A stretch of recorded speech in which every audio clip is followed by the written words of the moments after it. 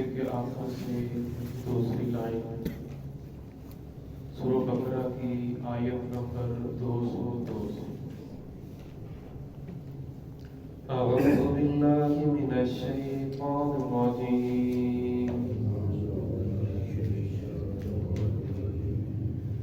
बिस्मिल्लाहिर रहमानिर रहीम। वज़्कुरुल्लाह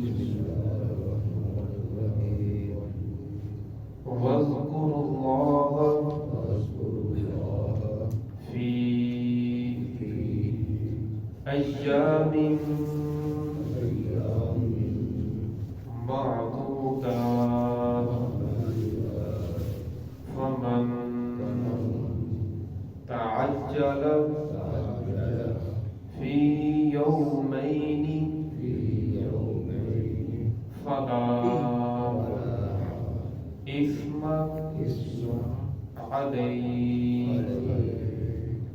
वमन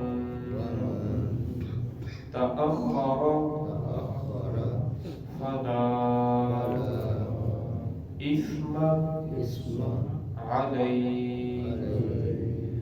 अन्नकुम इलैहि तुहशरून वमिनन नासि मन युअजिबुका क़ौलुहु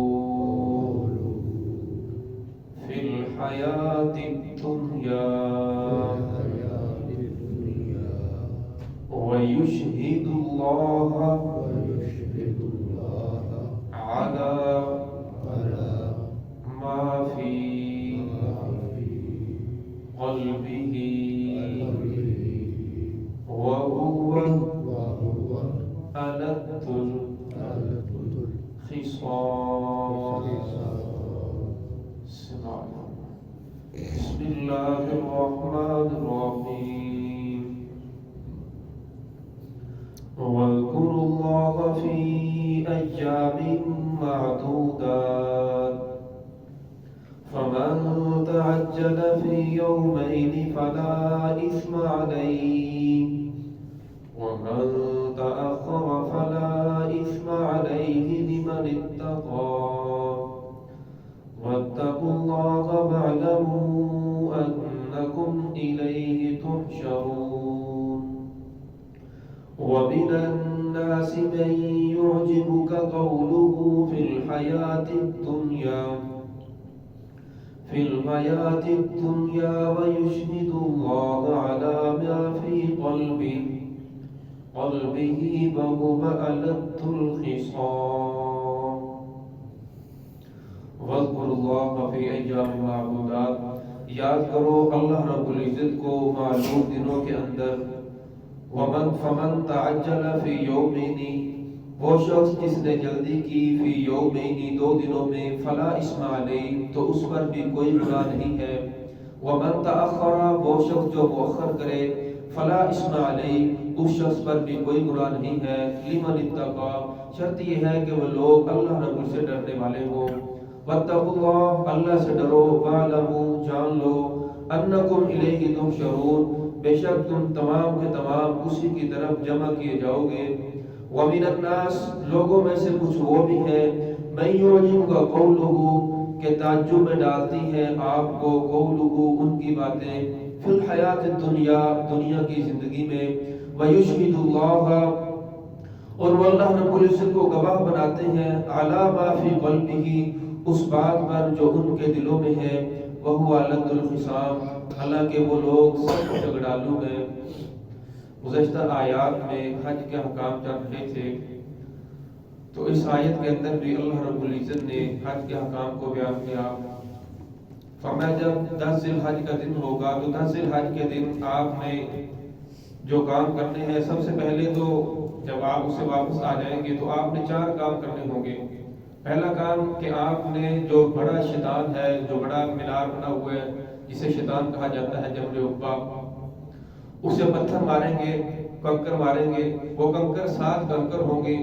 وہ 7 کنکر اگر آپ ایک ہی مرتبہ ماریں گے تو ایک ہی کنکر شمار ہوگا، ہر کنکر کو علیحدہ علیحدہ ماریں گے تو پھر 7 کنکر شمار ہوں گے۔ اس سے پہلے آپ تلبیہ پڑھ رہے ہوں گے، لبیک لبیک اللہم لبیک لبیک لا شریک لک لبیک ان الحمد والنعمۃ لک والملک لا شریک لک۔ لیکن جب آپ پہلی کنکری ماریں گے تو اس وقت آپ تلبیہ چھوڑ دیں گے، اس وقت آپ پڑھیں گے بسم اللہ اللہ اکبر، یا وذکر اللہ، یعنی اس سے مراد اللہ کا ذکر کرو، تو ذکر سے مراد یہ ہے کہ آپ پڑھیں گے بسم اللہ اللہ اکبر۔ اس طرح ہر کنکری کے اوپر آپ پڑھ کر یہ ماریں گے۔ اب وہ کنکری اس ستون کو لگے، اس شیطان کو لگے، یا گول دائرہ جو انہوں نے بنایا ہوا ہے، شریعت کی آسانی کی ہے، اس کے اندر گر جائے تو تب کہ آپ کے ذمے سے جو واجب ہے رمی کرنا وہ ادا ہو جائے گا۔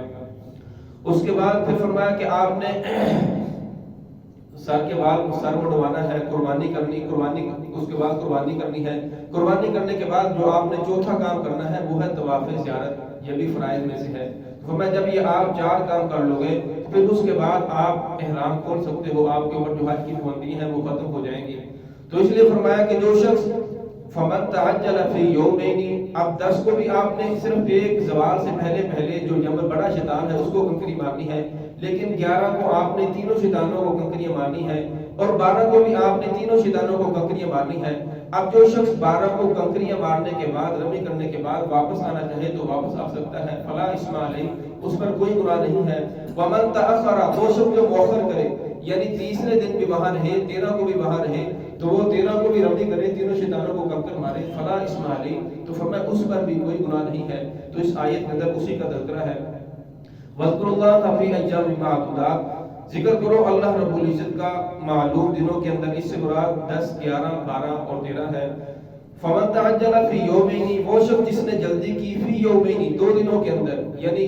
10، 11 اور 12 کو مارا، 11، 12 کو ماری، 10 کو تو اس نے حج کے جو حکام مکمل ہوں گے، 11، 12 کو رمی کرتا ہے فی یومین، اس کے بعد وہ واپس آ جائے تو فلا اسم علیہ، اس پر بھی کوئی گناہ نہیں ہے۔ ومن تأخر، وہ شخص جس نے مؤخر کیا، یعنی 13 تاریخ کو بھی وہ حج کے دنوں میں وہاں رہے اور وہاں رہے گا تو پھر اس کو رمی کرنا پڑے گی، فلا اسم علیہ، فرمایا پھر اس پر بھی کوئی گناہ نہیں ہے۔ لیکن جو شخص 12 کو واپس آنا چاہے، فرمایا وہ غروب سے پہلے اگر آنا چاہے تو آ سکتا ہے، لیکن اگر غروب ہو جائے اس آدمی کو، وہیں سورج غروب ہو جائے تو پھر فرمایا حج کا وہ 13 دن شروع ہو جائے گا، پھر اس آدمی کے لیے واجب ہوگا کہ وہ 13ویں دن بھی رمی کر کے آئے۔ اگر اس سے پہلے ہی آ جائے گا پھر اس آدمی کے اوپر دم واجب ہوگا، جانور کو ذبح کرنا پڑے گا، یا روزے رکھنے پڑیں گے، یا گناہ مزال کرنا پڑے گا۔